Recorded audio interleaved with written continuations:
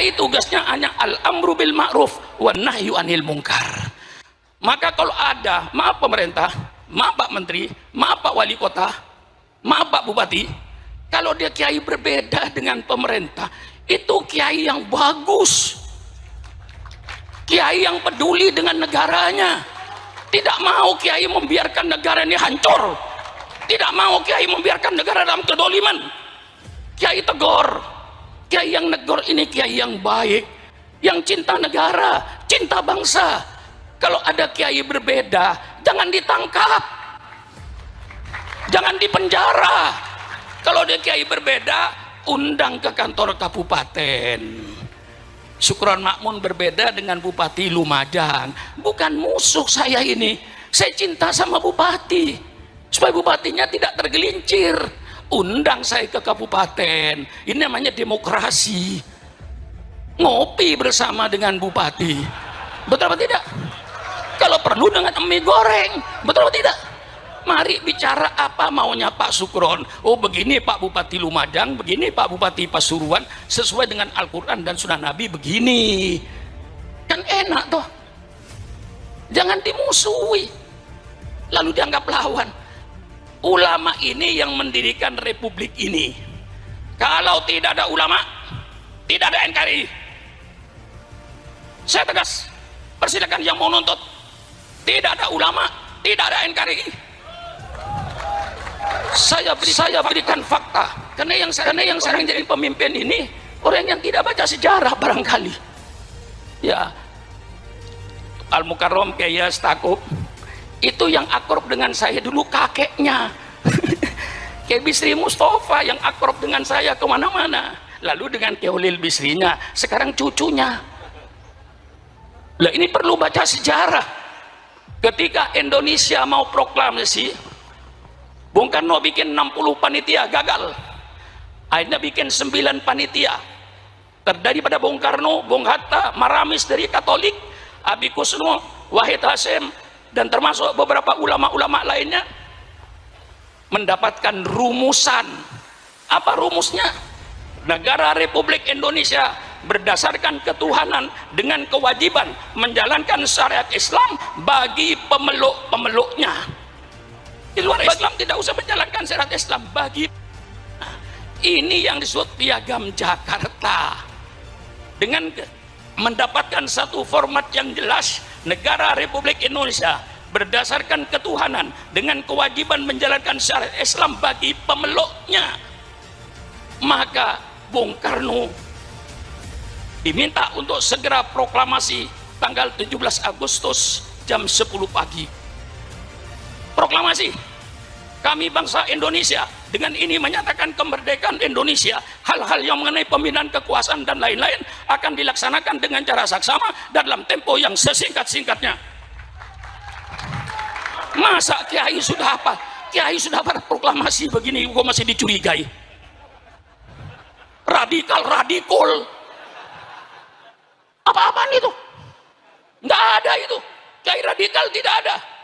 Kalau Kiai Amar Ma'ruf Nahi Munkar kayak ada. Betul kan?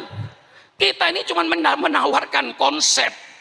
Kita ingin melaksanakan peradaban Islam yang berdasarkan Quran dan hadis. Ini yang kita inginkan. Karena banyak peradaban yang berdasarkan hawa nafsu. Seperti night club, dansa, joget, telanjang. Itu peradaban, tapi dasarnya nafsu. Kami ingin bentuk suatu peradaban, suatu bangsa berperadaban yang berdasarkan Quran dan Sunnah Nabi. Ini kami mau tonjolkan. Walladzi arsala rasulahu bil huda wa dinil haq liyudhhirahu 'alad dini kullih. Dialah Allah yang mengutus utusannya dengan petunjuk dan agama yang benar. Untuk apa itu, Kiai? Liyudhhirahu, untuk diperlihatkan kepada bangsa Indonesia ini syariat Islam.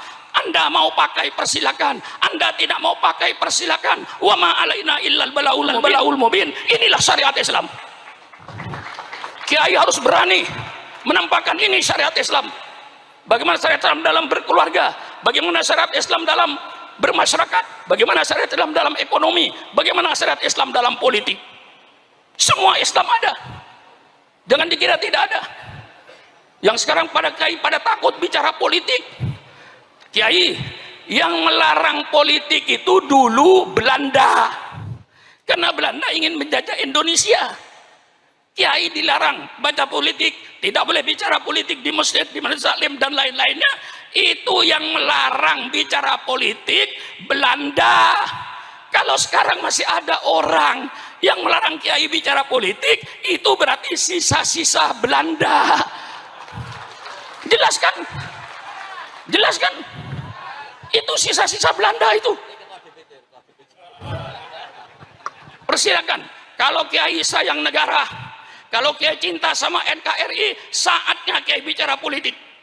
Politik Al-Quran, politik sunnah Rasulullah, bukan politik kebohongan, bukan pencitraan, tapi kejujuran politik yang diminta itu.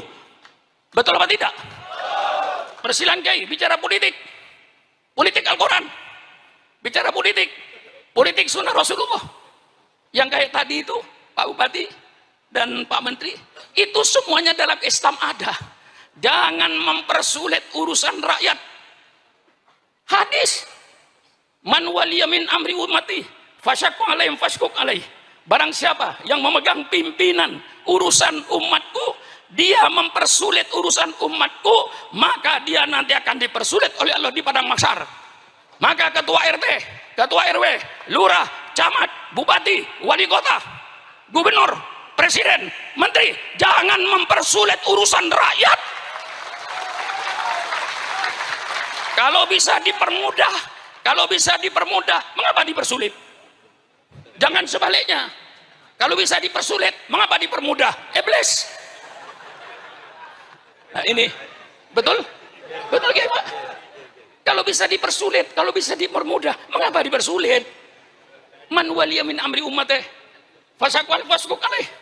Man yasta'illahu ru'yatan yamutu yauma yamutu. Wa wasul li ru'yatihi haramallahu alaihil jannah. Ini hadis politik. Ayo bicara dengan orang-orang politik. Saya undang ke rumah, ayo bicara politik dengan Syukuran Makmun.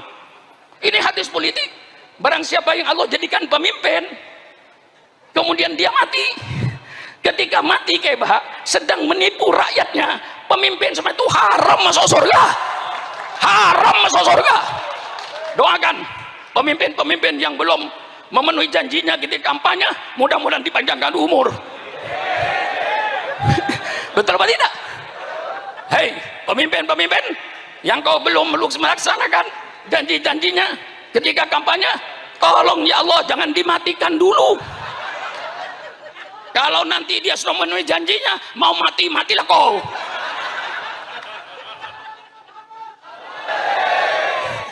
Kurang apa saya ini? 83 tahun nggak pantas saya bicara begini nih. Bukan waktunya sudah. Giliran Kebaha ini nih. Dulu ayah beliau yang akrab dengan saya, namanya Kiai Nur Salim kan, itu paling akrab dengan saya di pesantren, hampir tiap tahun saya ke situ. Sekarang putranya, giliran sampian sekarang itu. Ini cucunya Mbah Hamid, bilang jadi wali. Lah iya, saya sudah nggak pantas sudah. Tapi karena saya katakan, hai bangsa Indonesia, jangan kau bangunkan macan tidur. Saya sudah tidur. Tapi kalau Islam kau ganggu, jangan coba-coba. Yang umurnya Syukuran Makmun 82 tahun, Islam diganggu, komputer berputar 28 tahun.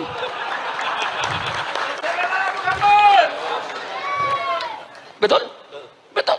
Lah kalau saudara ingin tahu, pemerintah terus terang aja, Syukuran Makmun, ketua RT, ketua RW, lurah, camat, sampai bupati, sampai presiden, semua yang ada ini tidak ikut berjasa dalam NKRI itu. Yang berjasa dalam NKRI itu siapa? Yang di kuburan itu. Kita cuma pandai makan jasa. Bapak Haji saya pandai makan jasa. Jangan hanya pandai makan jasa, tapi kau harus pandai pula berjasa. Orang yang hanya pandai makan jasa tapi tidak mau berjasa, itulah orang-orang yang hanya pandai berjoget di atas kuburan orang lain. Jangan kau berjoget di atas kuburan orang lain. Betul atau tidak? Mari kita berjasa. Sudah pemilihan umum, biayanya mahal, 100 triliun lebih, dipilih oleh rakyat, digaji oleh rakyat, gajinya 60 juta.